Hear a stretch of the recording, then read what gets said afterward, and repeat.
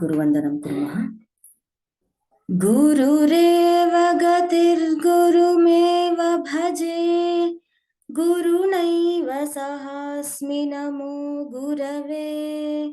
न गुरोः परमं शिशुरस्मि गुरोः, मतिरस्ति गुरौ मम पाहि गुरो। ब्रवीमि संस्कृतं वाचा, ध्यायामि संस्कृतं हृदा, कुर्वे सेवां च कायेन, वन्दे संस्कृतमातरम्। यो नरः संस्कृतव्योम्नि, ह्यालयं रमते मुदा, संस्कृतिं चैव संस्कारं, विन्दते नात्र संशयः। सर्वेषां सुप्रभातम्। आदौ कण्ठपाठाभ्यासं कुर्मः। अद्य द्वयोः धातोः विधिलिङ्गकार अभ्यासः भविष्यति। वेङ्कटरमण शर्मा महोदय। राम राम। राम राम राम। भूधातोः विधिलिङ्गकार परस्मैपदरूपाणि, भूतादोः विधिलिङ्गकार परस्मैपदरूपाणि भवेत् भवेतां भवेयुः, भवेत् भवेतां भवेयुः भवेः भवेतं भवेत, भवेः भवेतं भवेत भवेयं भवेव भवेम, भवेयं भवेव भवेम। अग्रिममपि वदतु महोदय। वृद्धातोः विधिलिङ्गकार आत्मनेपदरूपाणि, विधिधातोः विधिलिङ्गकार आत्मनेपदरूपाणि वर्धेत वर्धेयातां वर्धेरन्, वर्तेत वर्तेयातां वर्तेरन् वर्धेथाः वर्धेयाथां वर्धेध्वम्, वर्धेताः वर्धेयातां वर्धेत्वम् वर्धेय वर्धेवहि वर्धेमहि, वर्धेय वर्धेमहि वर्धेमहि। उत्तमं, धन्यवादः। धन्यवादः। In the last class we have learned Pat dhatu and Vand dhatu. Today Bhu and Vridh dhatu Rupani vayam patitavantaha. So when we have to use Vidhiling lakara, अन्येषां लकाराणामपि कदा वाक्यप्रयोगः कस्मिन् काले इति पश्यामः. सो वर्तमानकाले लट् लकारः भवति. उदाहरणार्थं गम् धातुं स्वीकुर्मः. गच्छति इति गम् धातुः. तत्र वाक्यं किं भवति? बालकः गच्छति इति भवति. यदि आत्मनेपदधातुः अस्ति चेत् वन्दते वन्द् धातुः अस्ति. वन्दते इति भवति. इदं प्रेजेंट टेन्स, वर्तमानकाले लट् लकारः, भूतकाले लङ् लकारः भवति. गच्छति इत्यस्य अगच्छत् इति लङ् लकाररूपं. वाक्यं किं भवति? बालकः अगच्छत्. आत्मने वन्द् धातोः बालकः अवन्दत इति भवति. फ्यूचर टेन्स, भविष्यत्काले लृट् लकारः भवति. भविष्यत्काले लृट् लकारः, तदानीं गमिष्यति इति भवति. इदं पूर्वं वयं ज्ञातवन्तः. एकवारं पुनः स्मरणं तावदेव. बालकः वन्दिष्यते इति वन्द् धातोः रूपं भवति. एवमेव लोट् लकारं वयं पठितवन्तः. लोट् लकारः कदा भवति? यदा आज्ञा अथवा प्रार्थनायां when we do order or request, तदानीं लोट् लकारः भवति. तर्हि कथं भवति? बालकः गच्छतु, बालकः वन्दताम् इति भवति। एवमेव इदानीम् अग्रिमं यत् पठन्तः स्मः विधिलिङ्गलकारः। अत्रापि अत्र लोट् लकारस्य पुनः विधिलिङ्गलकारस्य तत्र महान् भेदः इति नास्ति। यदा आज्ञा, विधिः, प्रार्थना अथवा प्रेरणा भवति, आर्डर्, कमाण्ड्, रिक्वेस्ट्, एन्करेज्मेण्ट् इत्यादि सन्दर्भाः भवन्ति, तदानीं वयं विधिलिङ्गलकारम् उपयोगं कुर्मः। विशिष्य संभावनार्थं, संभावनां प्रकटीकर्तुं यदा भवति पासिबिलिटी इदं भवितुं शक्यते इत्यादि यदा वक्तुम् इच्छामः, तदानीमपि विधिलिङ्गलकारस्य उपयोगः भवति। अतः तत्र उभयोः लकारयोः लोट् एण्ड् विधिलिङ्ग् वाट् इस् द डिफ्रेन्स् इति शङ्का भवति चेत् तदानीं केवलं तत्र रूपेषु अत्र लोट् लकारस्य गच्छतु इति भवति, विधिलिङ्गलकारे गच्छेत् इति भवति। एवमेव वन्दताम् इति लोट् लकारस्य, वन्देत इति विधिलिङ्गलकारः। तत्र यदि वेदमन्त्रेषु यथा पश्यन्ति चेत् सत्यं वद, धर्मं चर इत्यादि वाक्यानि सन्ति। तत्र कः लकारः इति यदि भवन्तः ज्ञास्यन्ति तर्हि तत्र आज्ञा अस्ति। कथं? गच्छतु गच्छतात्, गच्छतां गच्छन्तु, गच्छ गच्छतात् इति मध्यमपुरुषः अस्ति। अतः वद वदतात् इति वद धातोः, अतः तत्र आज्ञा अस्ति, एवमेव करणीयम् इति आज्ञा कृता अस्ति। एवं सत्यं ब्रूयात् इति अस्ति। तत्र विधिः सत्यमेव वक्तव्यम्, असत्यं नैव वक्तव्यम् इति विधिः अस्ति। एवं तत्र सुभाषितेषु वा अथवा श्लोकेषु वा एवं वयं किं लकारम् अन्विष्य तत्र कथम् अर्थः उक्तः इति ज्ञातुं शक्नुमः। इदानीं किञ्चित् अभ्यासं कुर्मः। तत्र धातूनां प्रथमपुरुषे तथा एकवचने बहुवचने रूपाणि वयं ज्ञातवन्तः। पठति इत्यस्य पठन्ति इति बहुवचनं, लिखति लिखन्ति, गच्छति गच्छन्ति, धावति धावन्ति, ताडयति ताडयन्ति, भक्षयति भक्षयन्ति, स्थापयति स्थापयन्ति, क्षालयति क्षालयन्ति, पिबति पिबन्ति इति एवं रूपाणि सन्ति। इदानीं विधिलिङ्गलकारे कथं? पठ धातोः पठेत् इति आसीत्। पठेत्, पठेतां, पठेयुः। तर्हि एकवचने पठेत्, बहुवचने पठेयुः इति। आदौ एकवचनं पश्यामः।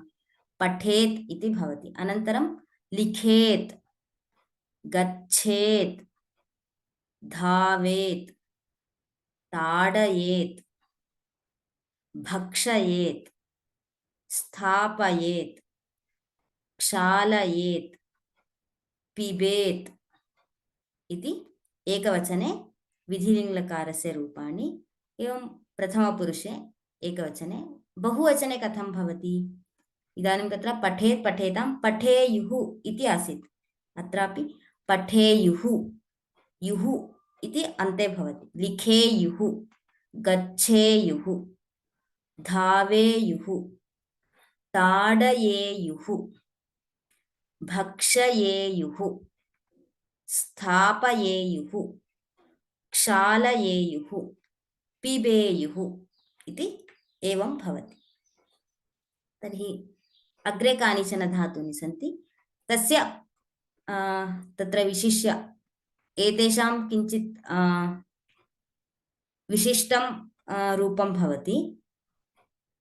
जानाति जानन्ति करोति कुर्वन्ति ददाति ददति ददन्ति इति दोषः ददति आत्मनेपदी धातूनां वन्दते वन्दन्ते कंपते कंपन्ते सेवते सेवन्ते याचते याचन्ते वर्धते वर्धन्ते सहते सहन्ते इति लट्लकार रूपाणि। तर्हि विधिलिङ्ग् लकारे कथं भवति?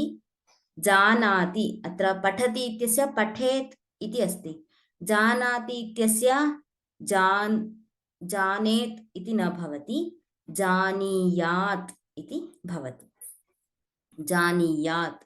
करोति इत्यस्य कुर्यात्, ददाति दद्यात्, एवमेव शृणोति इति अस्ति, तर्हि शृणुयात् इति भवति।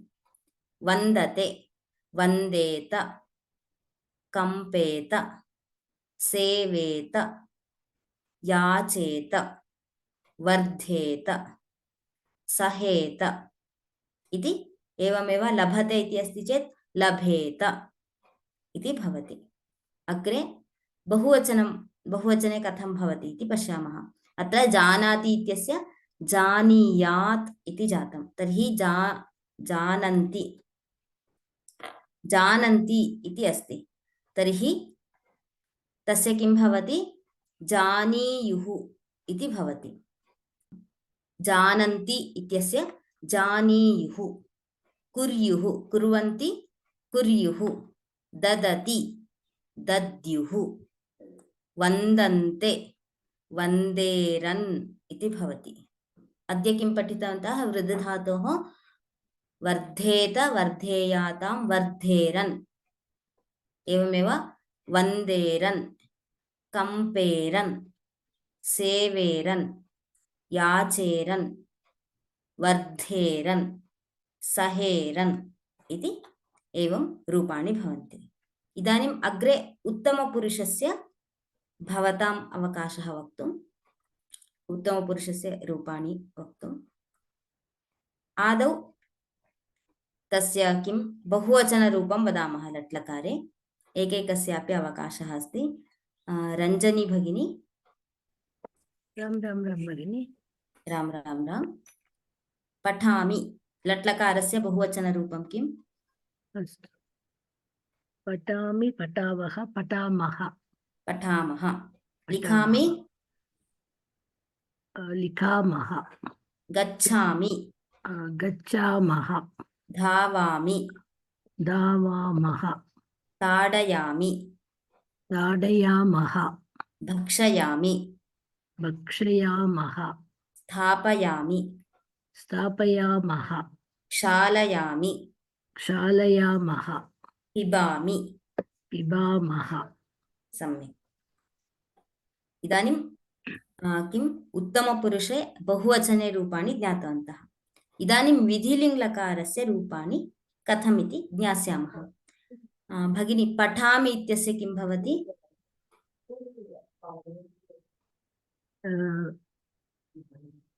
एकवारं वदतु।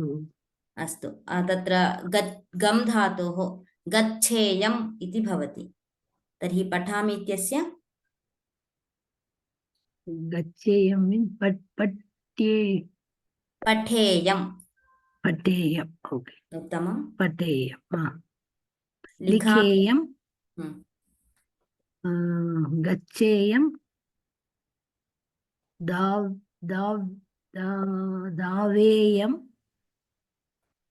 ताडेयं ताडयेयं ताडयेयं भक्ष्येयं same in the same way ताडयेयं यथा भक्षयेयं स्थापयेयं क्षालयेयं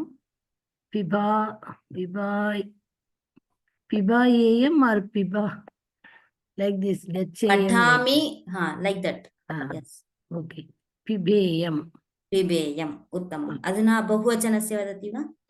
पठामः इत्यस्य किं भवति? पठेयं पठेव पठेम इति भवति। Okay. पठेम. Okay. पठेम, लिखेम, गच्छेम, धावेम, ताडयेम, भक्षयेम, स्थापयेम, क्षालयेम, पिबायेम. पिबेयं पिबेयम, पिबेम पिबेयेम, पिबेम पिबेम, पिबेम सम्यक् पिबेम. धन्यवादः भगिनी Thank you. सुजाता भगिनी अस्तु स्वर्णा भगिनी सुजाता भगिनी अनन्तरं स्वर्णा भगिनी राम राम भगिनी राम राम राम इदानीम् अत्र जानामि इत्यस्य बहुवचनं जानामि जानामः जानीमः जानीमः करोमि कुर्मः ददामि दद्मः वन्दे वन्दे वन्दे वन्दामहे सम्यक् कंपे कंपे कंपामहे कंपामहे सेवामहे सम्यक् याचामहे वर्धामहे सहामहे सम्यक् इदानीम् अत्र जानामि इत्यस्य किं भवति जानीयाम् इति भवति करोमि करोमि तत्र कुर्यात् कुर्यात् इति आसीत् कुर्यां सम्यक् कुर्यां दद्यां सम्यक् वन्देयां न वन्द्यां वन्देय कंपेय सेवेय याचेय वर्धेय सहेय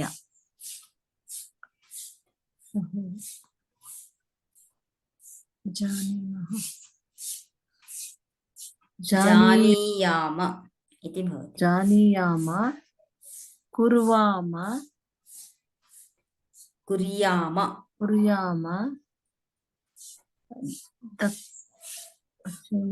दक्ष्याम दद्याम दद्याम वन्दामहे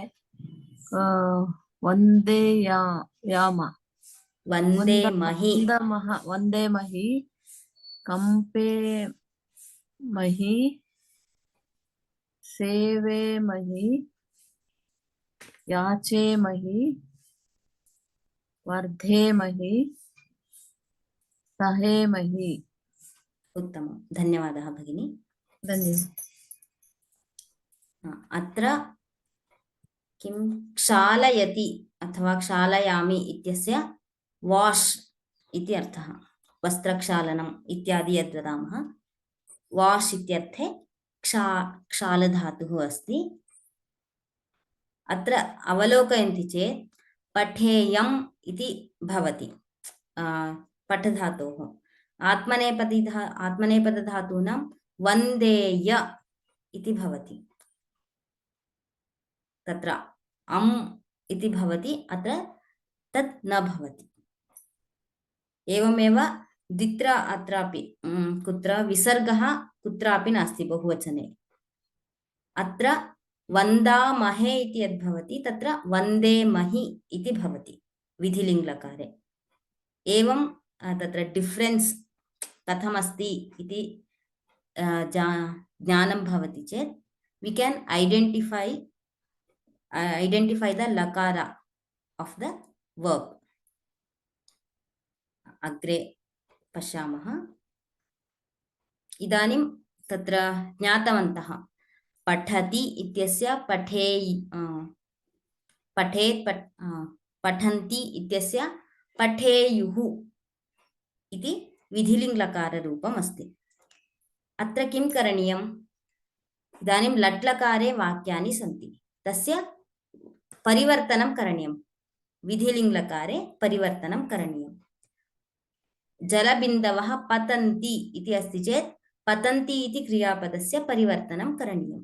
किं भवति? पतेयुः इति भवति।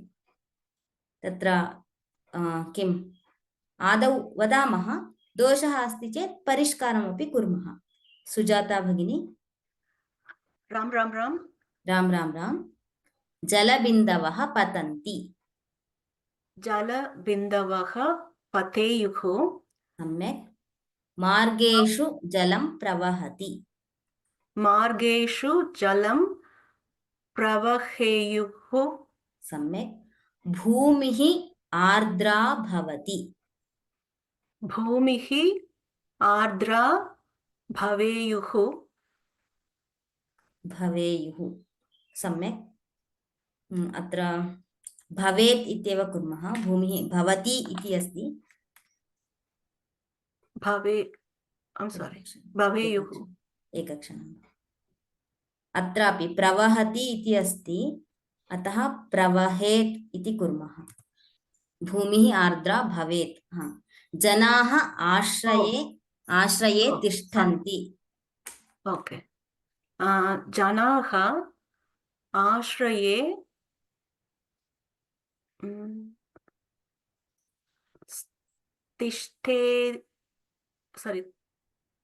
तिष्ठतेयुः। तिष्ठेयुः। तिष्ठेयुः। सम्यक्। अहं छत्रम् उद्घाटयामि। अहं छत्रम्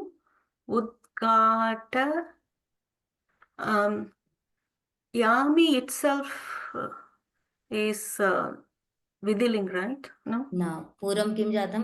क्षालयामि, क्षालयेयम्। उद्घाटयामि, उद्घाटयेयम्। सम्यक्। अहं छत्रम् उद्घाटयेयम्। यानानि मन्दं गच्छन्ति। यानानि मन्दं गच्छेयुः। सम्यक्। यानात् अवतीर्य जनाः धावन्ति। यानात् अवतीर्यः जनाः धावेयुः। वयं देवं वन्दामहे। वयं देवं वन्देमहि। सम्यक्। वयं आवां सेवावहे। वयं सेवेवहि। अस्तु, अत्र बहुवचनमेव कुर्मः। वयं सेवामहे, वयं सेवेमहि। सम्यक् भगिनी, धन्यवादः। धन्यवादः भगिनी। अत्र किं करणीयम्? इदानीं वचनपरिवर्तनं करणीयम्। इदानीं गृह्णीयात् इति अस्ति चेत् तत्र बहुवचने परिवर्तनं करणीयं। यदि बहुवचने अस्ति तर्हि एकवचने परिवर्तनं करणीयम्। कः वदति? श्रीलता भगिनी। नमस्ते। मार्जारः मूषकं गृह्णीयात्। मार्जाराः क्षम्यतां। मार्जाराः मूषकं गृह्णीयुः। गृह्णीयुः। सम्यक्। छात्रः कोलाहलं न कुर्यात्। छात्राः कोलाहलं न कुर्युः। सम्यक्। सा फलानि दद्यात्। ताः फलानि दद्युः। सम्यक्। चोरः वस्तूनि अपहरेत्। चोराः वस्तूनि अपहरेयुः। सम्यक्। कर्मकरः वस्तूनि आनयेत्। कर्मकराः वस्तूनि आनयेयुः। उत्तमम्। मम मित्रम् आगच्छेत्। मम मम इत्यस्य मास्तु, मित्रम् इत्यस्य परिवर्तयतु। मम मित्राणि आगच्छेयुः। सम्यक्। छात्रः श्लोकं वदेत्। छात्राः श्लोकं वदेयुः। श्लोकं वदेयुः। वदेयुः। अध्यापकः पाठान् पाठयेत्। अध्यापकाः पाठान् पाठयेयुः। सम्यक्। भक्तः देवं वन्देत। भक्ताः देवं वन्देरन्। उत्तमम्। सम्यक् भगिनी, धन्यवादः। धन्यवादः। तत्र सेवामहे इति किम् आत्मनेपदधातोः लट्लकाररूपं, सेवेमहि इति विधिलिङ्गलकारः, सेवेम इति न भवति। किमर्थं? सेव् धातुः आत्मनेपदी अस्ति, अतः। अग्रे तत्र भाषाभ्यासः इति कश्चन विभागः अस्ति इति ज्ञातवन्तः। तत्र पूर्वं विशेषविशेषणभावः पठितः। ततः परं कर्मणि प्रयोगविषये वर्तमानकाले कथं भवति, कर्तरि कर्मणि प्रयोगयोः भेदं ज्ञातवन्तः। पुनः वर्तमानकाले कथम् इत्यपि वाक्यप्रयोगं ज्ञातवन्तः। अधुना तप्रत्ययः इति। तत्र आदौ अस्माभिः पदसङ्ग्रहः इति पूर्वं पठितः, तस्य स्मरणं करणीयम्।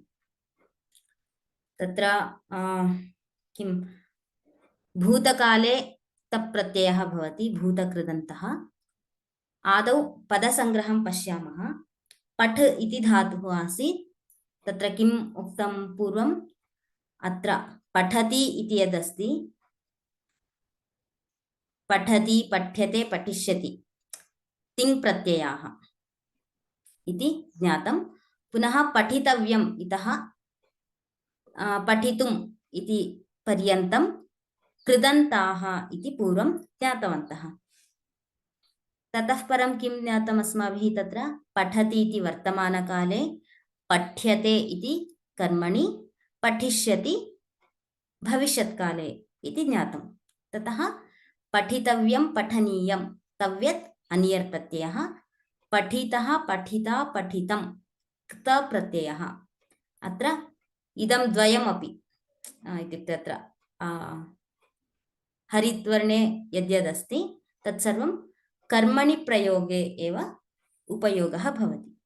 ततः तवतु प्रत्ययः पठितवान्, पठितवती, शत्रुप्रत्ययः पठन्, पठन्ति इति। एवं त्वा प्रत्यये पठित्वा, ल्यप् प्रपठ्य, तुमुन् पठितुम् इति ज्ञातवन्तः। तत्र इदानीं कर्मणि प्रयोगविषये पठन्तः स्मः। वयं गत वर्गद्वयात् पठन्तः स्मः। पठितः, पठिता, पठितम् इति कर्मणि प्रयोगे उपयोगः। पठितवान्, पठितवती इति कर्तरि प्रयोगे इत्यपि वयं ज्ञातवन्तः। अत्र भूतकालं सूचयितुं सामान्यस्तरे यदा वाक्यप्रयोगं कुर्मः तदा तवतु प्रत्ययः इति यः अस्ति तं प्रत्ययम् उपयोगं कुर्मः। उदाहरणार्थं पठ धातोः पठितवान् इति भवति। गम धातोः गतवान्, लिखितवान्, सः श्लोकं लिखितवान्, सः पाठं पठितवान् इति भवति। तदेव यदि कर्मणि वाक्यं वक्तुम् इच्छामः तर्हि बालकः श्लोकं पठितवान् इति अस्ति, बालकः श्लोकं पठितवान् इति अस्ति।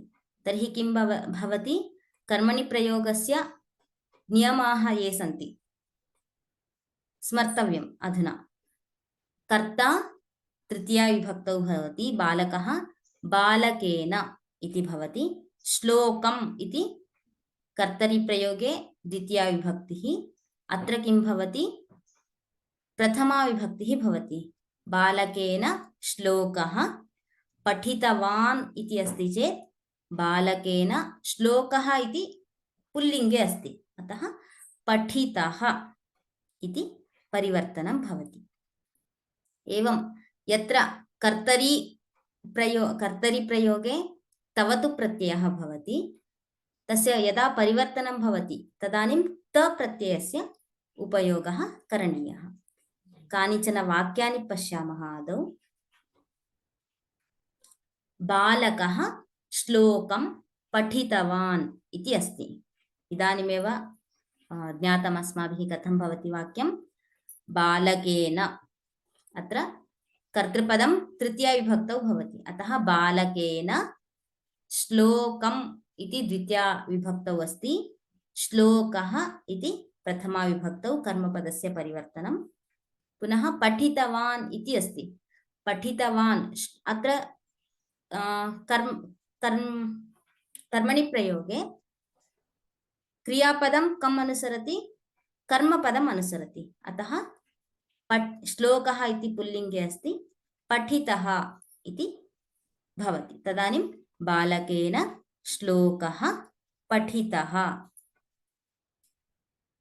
अग्रे पुरुषः कार्यालयं गतवान् पुरुषेण कार्यालयः गतः किमर्थं गतः कार्यालयः इति पुल्लिङ्गे अस्ति अतः गतः इति भवति एवं मातामही कथाम् उक्तवती इदानीं कथा इति स्त्रीलिङ्गे अस्ति तर्हि किं भवति प्रथमं मातामही इत्यस्य तृतीया विभक्तिः मातामही नदी शब्दं पठितवन्तः वयं तथैव नद्या इति तृतीया अत्र मातामह्या कथा उक्ता कथा इति स्त्रीलिङ्गः अस्ति अतः उक्ता इति भवति सा पुस्तकं दृष्टवती यत्र वयं दृशि इति धातुः लट्लकारे पश्यति इति भवति यदा तवतु प्रत्ययः भवति तदानीं दृष्टवती दृष्टवान् दृष्टवती दृष्टवत् इति भवति इदानीं कर्मणि प्रयोगे पुस्तकम् इति नपुंसकलिङ्गे अस्ति अतः वाक्यं किं भवति तया पुस्तकं दृष्टम् इति भवति तया पुस्तकं दृष्टम् इति भवति अग्रे किञ्चित् अभ्यासं कुर्मः कथं भवति इत्यादि अत्र कर्तरि प्रयोगे कथं भवति इति पश्यामः पुल्लिङ्गे स्त्रीलिङ्गे नपुंसकलिङ्गे च पठ इति धातुः अस्ति तत्र वचनानुगुणमपि पश्यामः बालकः पठितवान् बालकौ पठितवन्तौ बालकाः पठितवन्तः इति भवति बालिका पठितवती बालिके पठितवत्यौ बालिकाः पठितवत्यः इति मित्रं पठितवत् मित्रे पठितवती मित्राणि पठितवन्ति इति भवति अत्र वान् वति वत् इति एकवचने भवति अत्र वन्तः वत्यः वन्ति इति बहुवचने भवति तर्हि एतेषां कर्मणि रूपं कथं भवति पठितवान् इत्यस्य पठितः पठितः पठितौ पठिताः पुल्लिङ्गे स्त्रीलिङ्गे पठिता पठिते पठिताः नपुंसकलिङ्गे पठितं पठिते पठितानि इति भवति। बालकेन श्लोकः पठितः। यदा कर्मणि प्रयोगे वाक्यरचनां कुर्वन्ति कर्मपदम् अवश्यं भवेत्।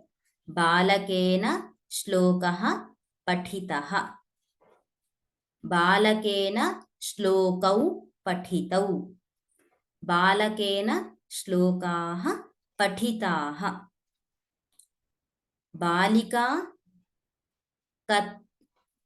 बालिकया कथा पठिता इति अपेक्षते खलु, अतः स्त्रीलिङ्गे कर्मपदं स्त्रीलिङ्गे भवेत्। बालिकया कथा पठिता अथवा बालकः इत्येव स्वीकुर्मः। बालकेन कथा पठिता। बालकेन कथे पठिते। बालकेन कथाः पठिताः।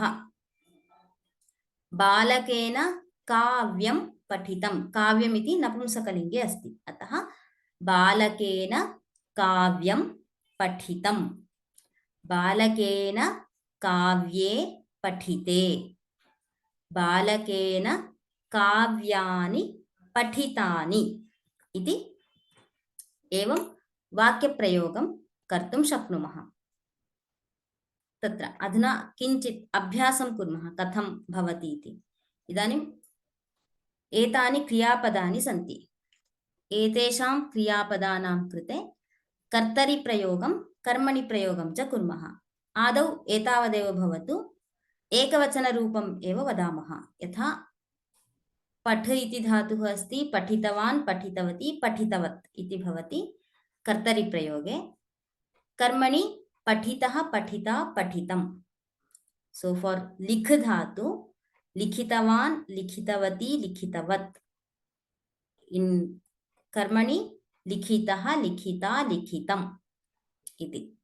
एवं अन्येषां धातूनाम् अभ्यासः करणीयः। लट्लकारः आत्मने वर्तमानकाले इति जानीमः। प्रेजेंट टेन्स यदा भवति तदानीं लट्लकारः। भूतकृदन्तरूपाणि तत्र भिन्न भिन्न प्रकारकाणि सन्ति। फॉर तव तु we use only to mention past tense. For past tense in the basic level we use tavatu pratyaya in past tense. So Parvati Bhagini gam dhatoho vadati va? Parvati Bhagini, can you hear me? Yeah. Yes. No. Namaste Mahodaya. Namaste. Gatavan, Gatavati, Gatavat. सम्यक्. Gatitah, Gatita, Gatitam. गतः Gataha, Gatita. No, Gataha, Gata, Gati, Gatam. गतं. सम्यक्. Gataha, Gata, Gatam. पश्यति. Drishtavan, Drishtavadi, Drishtavat. Drishtavan. Drishtaha, Drishta, Drishtam. सम्यक्. पिबति. Pitavan, Pitavati, Pitavat. Pitavan. Pitaha, Pita, Pitam. सम्यक्. ताडयति. Taditavan, Taditavati, Taditavat.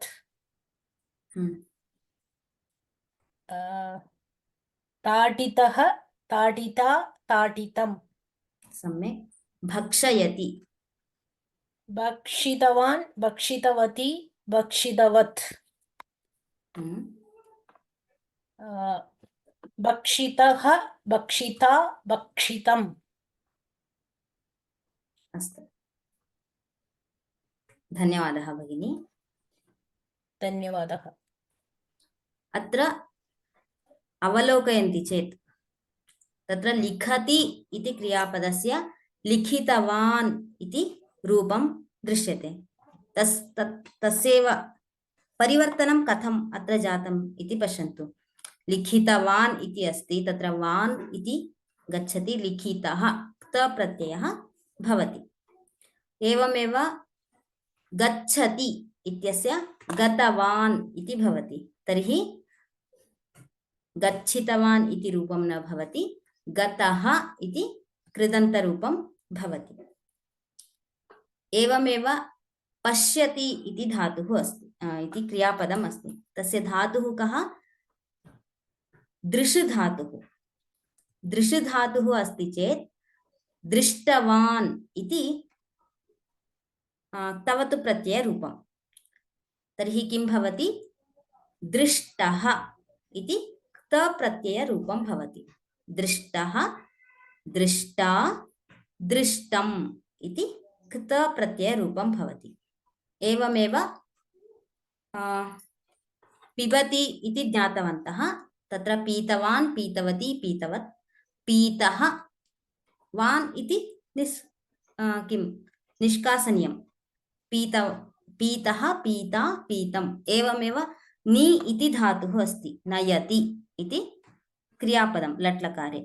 सो नीतवान्, नीतवती, नीतवत्, नीतः, नीता, नीतम् इति एवं भवति। प्रच्छ इति धातुः अस्ति। प्रच्छ धातोः पृच्छति इति क्रियापदं लट्लकारे। तदानीं किं भवति? पृष्टवान्, पृष्टवान्, पृष्टवती, पृष्टवत् इति भवति। एवमेव क्त प्रत्यये पृष्टः, पृष्टा, पृष्टम् इति भवति। अग्रे ताडयति इत्यस्य ज्ञातवन्तः। एवमेव भक्षयति इति अस्ति। तत्र भक्षितवान्, भक्षितवती, भक्षितवत् इति तवतु प्रत्यये भक्षितः, भक्षिता, भक्षितम् इति क्त प्रत्यये भवति। एवम् अत्र इतरेषां क्रियापदानाम् अभ्यासं कुर्मः। अमृतारां भगिनी।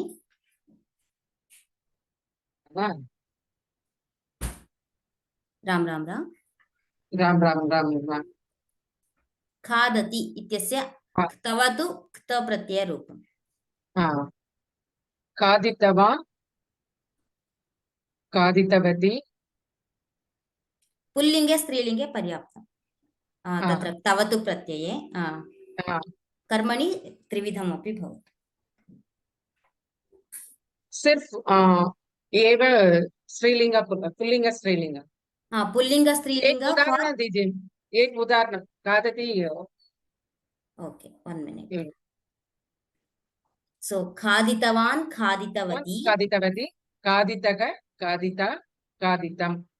नेक्स्ट पृच्छति। दृष्टवान्, दृष्टवान्, दृष्टवती इत्यादि। पृच्छति। सो पृच्छति, पृष्टवान्, पृष्टवान्, पृष्टवती, पृष्टति, पृष्टः, पृष्टा, पृष्टम्। शृणोति, श्रुतवान्, श्रुतवती, श्रुतः, श्रुता, सृष्टम्। ददाति, दत्तवान्, दत्तवती, ददक, तदा, दद्मम्। दत्तः, दत्तः, दत्ता, दत्तम्, दत्तम्। जानाति, ज्ञाधातुः। सारी ज्ञान, ज्ञानाति। ज्ञातवान्, ज्ञातवान्, ज्ञातवती, ज्ञातः, ज्ञाता, ज्ञातम्। स्पृशति, स्पृशति,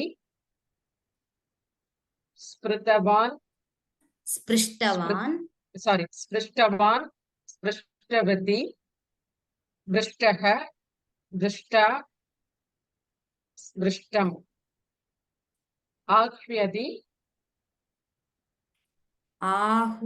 आहूतवान् इति भवति। आहूतवान्, आहूतवती, आहूतः, आहुता, आहूतम्। आहूतं। सम्यक्। थैंक यू, धन्यवादः। एवम् अन्येषां धातूनामपि अभ्यासः करणीयः।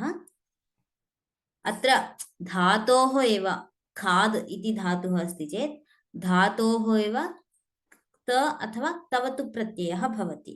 अतः इफ् यु ऑब्जर्व हियर जानाति, सो फॉर जानाति ज्ञा इज द धातु, फॉर धातु मीन्स रूट, तत्र तवतु प्रत्ययः भवति, तदानीं ज्ञातवान् इति भवति। जानीतवान् इति दोषः, ज्ञातवान् इति भवति। एवमेव श्रु धातुः श्रुतवान्, कृ इति धातोः कृतवान् इति भवति। अग्रे इदानीं रूपाणि कथं भवन्ति इति अस्माभिः ज्ञातं। तवतु पुनः त प्रत्ययरूपाणि। तत्र वाक्यं परिवर्तनीयं, परिवर्तनाभ्यासः अभ्यासं कुर्मः। अत्र to change the sentence I have given कर्मपदास् Linga in bracket, परन्तु एवं न भवति सर्वत्र। For practice I have given like this. So रामः कार्यं कृतवान् is तवतु प्रत्यये वाक्यम् अस्ति।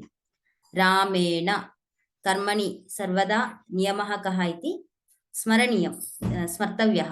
रामेण कर्तृपदं तृतीयाविभक्तौ, कर्मपदं प्रथमाविभक्तौ, क्रियापदं कर्मपदम् अनुसरति इति स्मरणीयं। तर्हि किं भवति? रामेण कार्यं कृतम्। एतेषां पश्यामः। अहं वाक्यद्वयं दर्शयामि, अनन्तरं वक्तुम् अवकाशः। देवः वरं दत्तवान्। एकक्षणं। देवः वरं दत्तवान् इति अस्ति। तर्हि किं भवति? पुल्लिङ्गे अस्ति। तत्र लिङ्गं किं रक्तवर्णे निर्दिष्टं पश्यन्तु, पुल्लिङ्गे अस्ति, अतः वरः इति भवति। देवेन वरः दत्तः। वरः इति पुल्लिङ्गे अस्ति, अतः दत्तः इत्यपि पुल्लिङ्गे। बालकाः कथां श्रुतवन्तः। बालकैः कथा श्रुता। अत्र कथामिति एकवचने अस्ति, अतः अत्र कथा इति एकवचने एव भवति। अतः कथा स्त्रीलिङ्गे अस्ति इति कारणतः श्रुता इति स्त्रीलिङ्गे भवति। एवं अन्यानि वाक्यानि परिवर्तयामः। एन् इति ANN कस्य नाम तत्? नमस्ते। नमस्ते। एना भगिनी। महिलाः चर्चां कृतवत्यः। महिलाभिः चर्चा कृता। सम्यक्। गोपालकाः पद्यानि उक्तवन्तः। गोपालकैः पद्यानि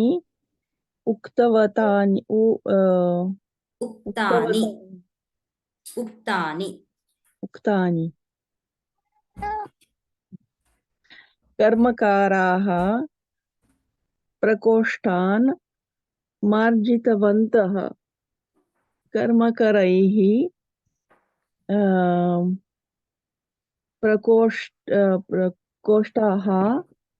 प्रकोष्ठाः मार्जिताः।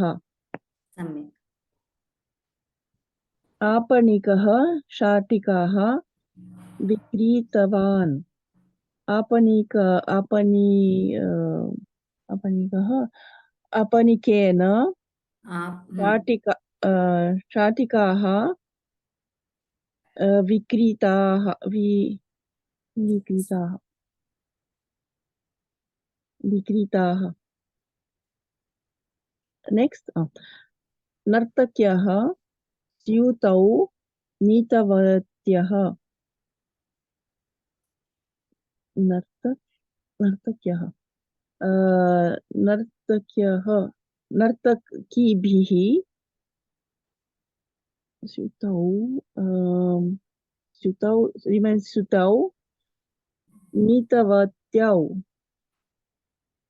नीतवत्यः सो नयति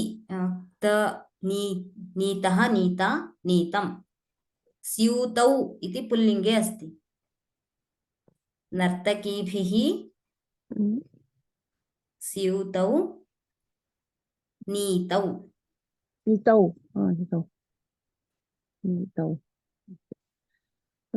भक्तः देवौ नमस्कृतवान् भक्तेन देवौ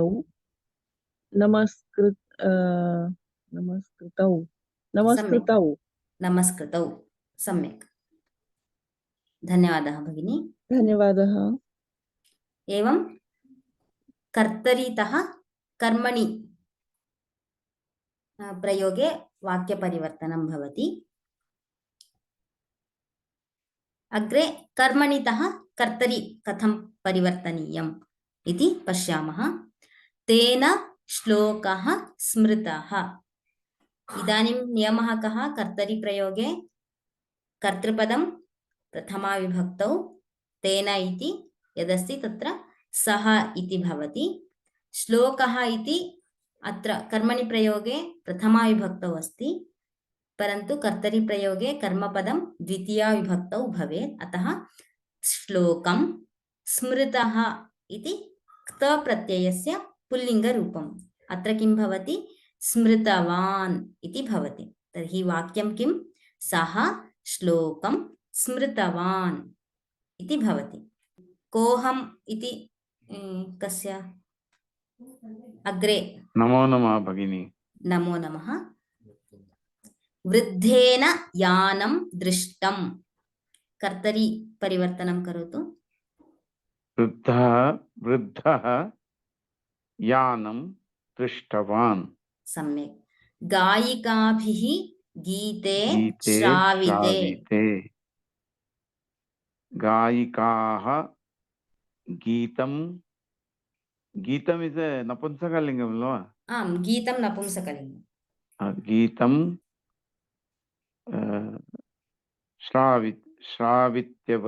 श्रावितवती गायिकाः इति अस्ति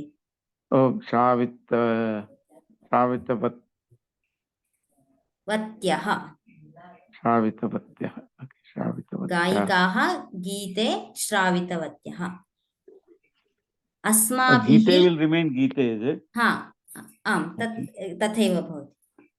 तथैव भवति ओके अस्माभिः घटना ज्ञाता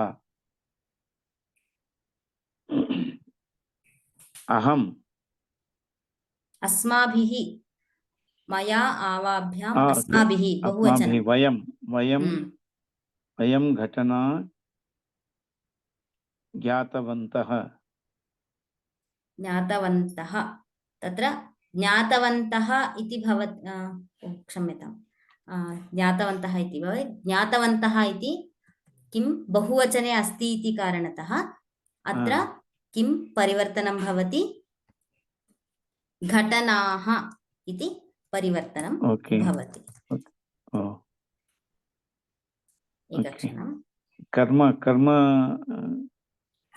बहुवचने भवति आम् कर्मपदं बहुवचने भवति आम् ओके बालैः पाठा पठिताः बालः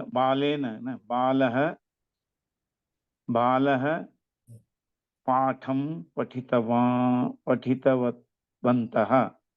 बालाः बालाः पाठाः पठितवन्तः कर्मपदं द्वितीयाविभक्तौ चेत् किं भवति? पाठः पाठौ पाठाः पाठं पाठं पाठौ पाठान् पाठान् पठितवन्तः ओके बालाः पाठान् पठितवन्तः गुरुणा नियमाः सूचिताः गुरुणा इस् प्रथमा एकवचन न तृतीया एकवचनं सो गुरुः गुरुः नियमान् सूचितवन्तः गुरुः इति एकवचने अस्ति अतः सूचितवान् ओके गुरुः नियमान् सूचितवान् अधिकारिणा सञ्चिके परिशीलिते अधिकारिः सञ्चिके परिशीलितवान् करेक्ट अधिकारिः सञ्चिके परिशीलितवान् एकक्षणम् अधुना दृश्यते खलु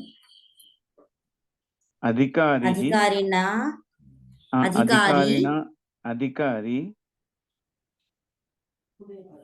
सञ्चिके परिशीलितवान् सम्यक् सञ्चिके मीन्स् फैल्स् फैल् सञ्चिका फैल् सञ्चिके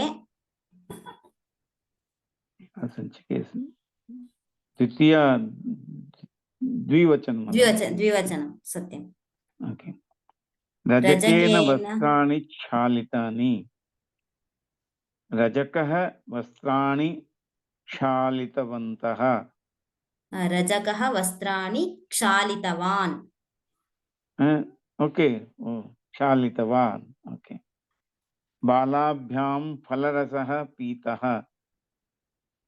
बालाभ्याम् ओके द्विवचनं बालौ फलरसः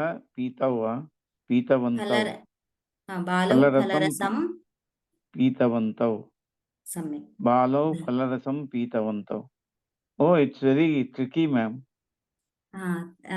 When we practice step by step, then it will be easy, Mahodaya. No problem. We will practice.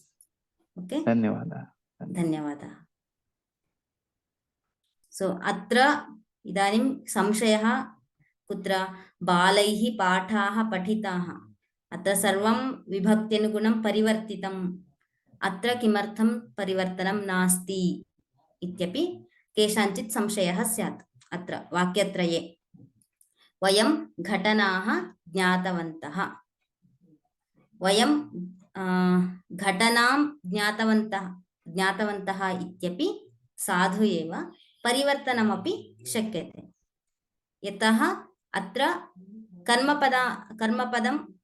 क्रियापदं कर्मपदं न अनुसरति उभयथापि शक्यते बालाः पाठं पठितवन्तः इत्यपि गुरुः नियमान् सूचितवान् अत्र मुख्यतया किं द्रष्टव्यं कर्तृपदं कस्मिन् वचने अस्ति इत्येव द्रष्टव्यम् कर्मपदं तु द्वितीया विभक्तौ भवेत् एव अतः अत्र बालाः इति बहुवचने अस्ति इति कारणतः पठितवन्तः गुरुः इति एकवचने अस्ति इति कारणतः सूचितवान् इति एकवचने अस्ति मन्दं मन्दम् अभ्यासं कुर्मः तदानीं किं क्लेशः अथवा कष्टम् इति न अनुभूयते सो अत्र इदम् एकम् अहमेव करोमि अनन्तरं समापयामः बालः एवं तत्र पदानि दत्तानि we have given some words here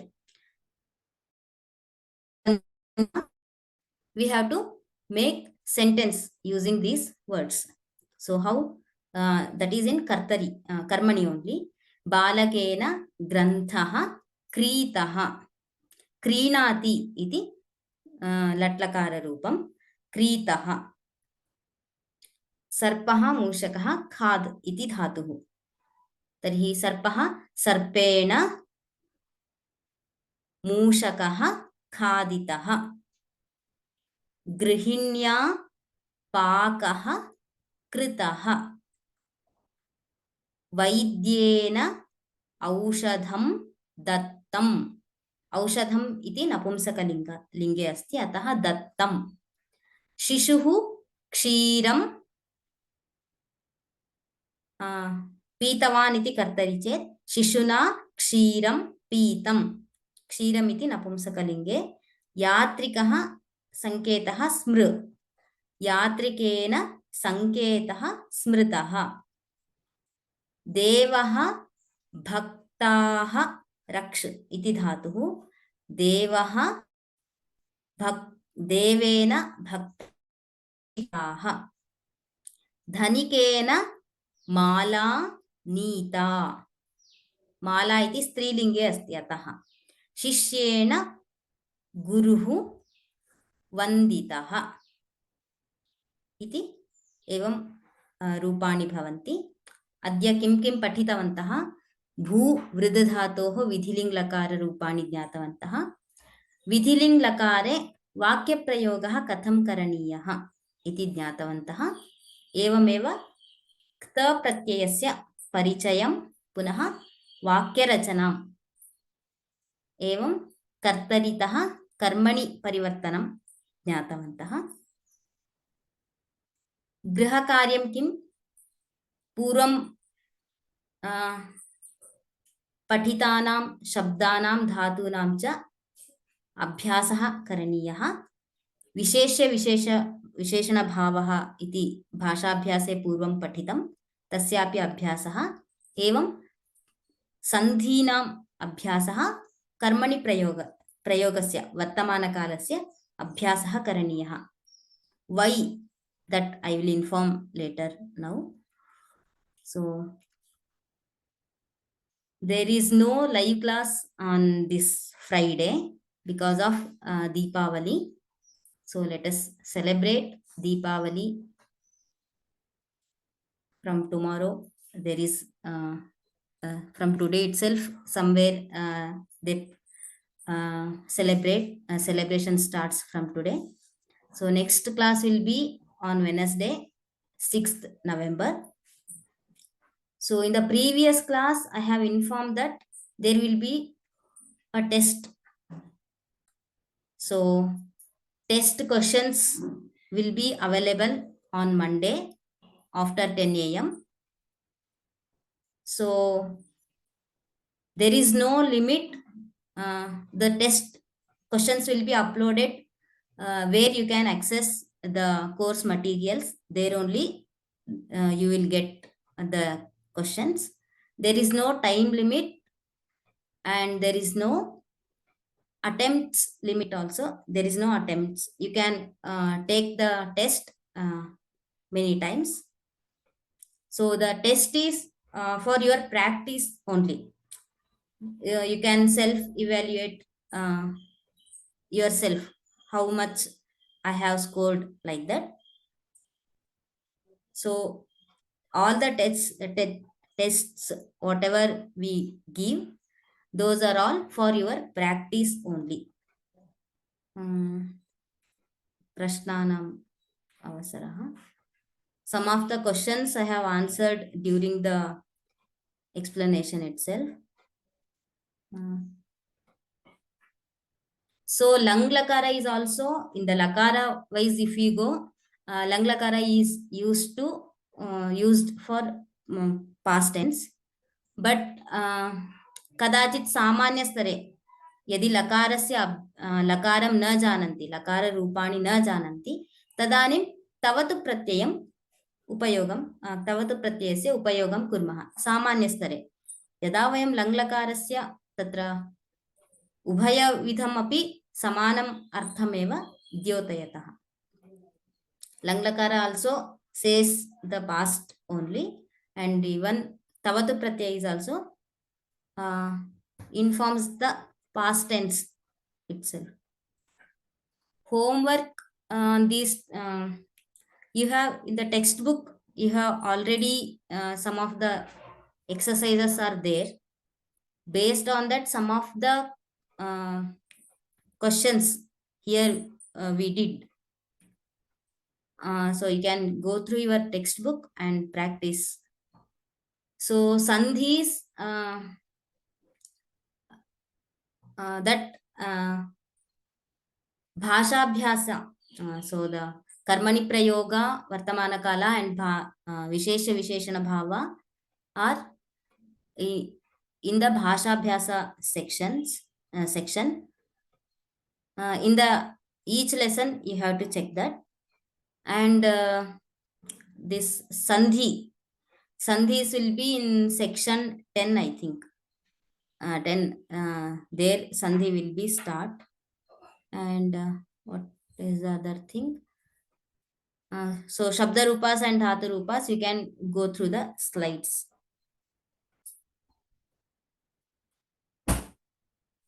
So this is not exam, this is only test. So no need to worry. Test is for your practice. So so some of the main exam will be conducted by Samskrita Bharati. The test course from Vyoma, we are not conducting exams. And these so there is no certificate from Vyoma for this course. This course is only for practice.